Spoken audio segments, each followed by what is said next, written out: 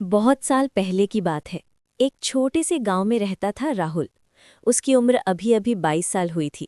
उसका पूरा परिवार गांव में ही था, माँ, पिता और छोटी बहन रिया। लेकिन राहुल का सपना शहर से बहुत दूर था।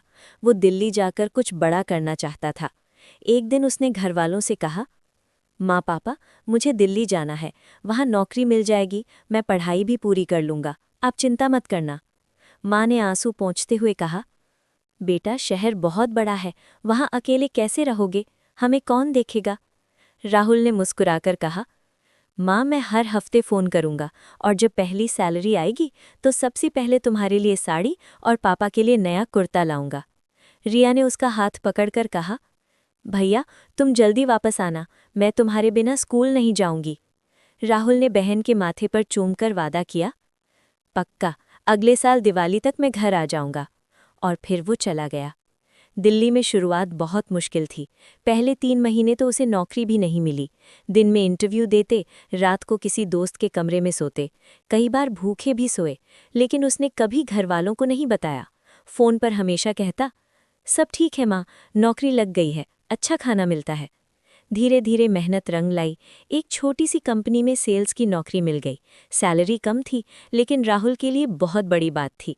उसने पहली सैलरी से माँ के लिए लाल साड़ी, पापा के लिए कुर्ता पैजामा और रिया के लिए नया स्कूल बैग भेजा। समय बीतता गया, राहुल धीरे धीरे तरक्की करता गया। अब वो एक अच्छी कंपनी में मैनेजर बन चुका था। उसकी जिंदगी में अब कार, फ्लैट, अच्छे कपड़े, दोस्तों की पार्टी, सब कुछ था। लेकिन कुछ था जो बदल गया था। वो अब पहले जितना फ़ोन नहीं करता था। कभी कभी माँ का कॉल आता तो वो व्यस्त रहने का बहाना बना देता। एक दिन माँ ने फ़ोन किया, राहुल बेटा, रिया की शादी की बात चल रही है, तू कब आएगा। राहुल ने हल्के से कहा, माँ, अभी प्रोजेक्ट बहुत है, अगले महीने ज़रूर आऊँगा। लेकिन अगला महीना भी निकल गया, फिर दूसरा, फिर तीसरा। एक शाम राहुल ऑफिस से लौट रहा था, फ़ोन की घंटी बजी। नंबर घर का था। उसने उठाया। दूसरी तरफ से पापा की आवाज़ आई, बहुत कमज़ोर, बहुत टूटी हुई, राहुल, तेरी माँ नहीं रही। राहुल का फ़ोन हाथ से छूटते छूटते बचा। वो समझ ही नहीं पाया कि क्या सुन रहा है। क्या क्या कहा पापा। कल रात को दिल का दौरा पड़ा। बहुत कोशिश की डॉक्टर ने, लेकिन वो चली गई। राहुल की आंखों से आंसू बहने लगे। उस रात वो पहली बार रोया, बहुत ज़ोर ज़ोर से। अगले दिन वो गांव पहुंचा। माँ का चेहरा देखते ही उसके पैर लड़खड़ा गए। वो माँ के पैरों से लिपट कर रोया, माँ, मुझे माफ़ कर दो, मैं आया नहीं, मैंने वादा तोड़ा। चारों तरफ सन्नाटा था, सिर्फ उसकी सिसकियां सुनाई दे रही थीं। अंतिम संस्कार के बाद घर लौटा। माँ के कमरे में गया। बिस्तर पर एक छोटा सा लिफाफा पड़ा था। उस पर लिखा था, मेरे लाडले राहुल के नाम। राहुल ने कांपते हाथों से लिफाफा खोला। अंदर माँ की लिखावट में एक चिट्ठी थी। प्रिय राहुल, जब तू ये चिट्ठी पढ़ेगा शायद मैं तब तक ना रहूं, लेकिन बेटा तू उदास मत होना। माँ को बहुत खुशी है कि तू इतना आगे बढ़ गया। तूने जो सपने देखे थे वो पूरे कर लिए।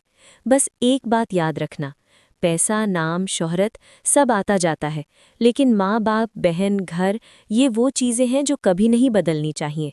मैं रोज़ तेरे फ़ोन का इंतज़ार करती थी। कई बार तूने फ़ोन नहीं किया तो भी मैंने कभी शिकायत नहीं की, क्योंकि माँ जानती है कि उसका बेटा बहुत व्यस्त है, बहुत बड़ा आदमी बन रहा है। बस इतना कहूँगी कि अगर कभी तुझे लगे कि तू बहुत अकेला है तो याद करना, तेरी माँ हमेशा तेरे साथ है, तेरे दिल में। रिया की शादी तू ज़रूर करना, पापा का ख्याल रखना, और हाँ, कभी कभी घर आया करना। तेरी माँ हमेशा तेरे लिए दुआ करती रहेगी। तेरी माँ। राहुल चिट्ठी पढ़कर टूट गया। उसने उसी रात फैसला किया, अब वो कभी घर से इतना दूर नहीं रहेगा। अगले महीने रिया की शादी हुई। राहुल ने खुद सारी जिम्मेदारी ली। शादी के बाद वो पापा को अपने साथ दिल्ली ले आया। अब उसके फ्लैट में हर शाम माँ की तस्वीर के सामने अगरबत्ती जलती है, और हर रविवार को वो गांव फ़ोन करता है, रिया से, रिश्तेदारों से बात करता है, क्योंकि अब उसे समझ आ गया था, सफलता बहुत ज़रूरी है, लेकिन उस सफलता का मतलब तब तक अधूरा है जब तक अपने लोग आपके साथ ना हों। और वो आखिरी चिट्ठी आज भी राहुल के पास है। वो उसे हर साल माँ की पुण्यतिथि पर पढ़ता है और हर बार आंखें भर आती हैं। लेकिन अब वो आंसू अफसोस के नहीं, प्यार और शुक्रिया के होते हैं।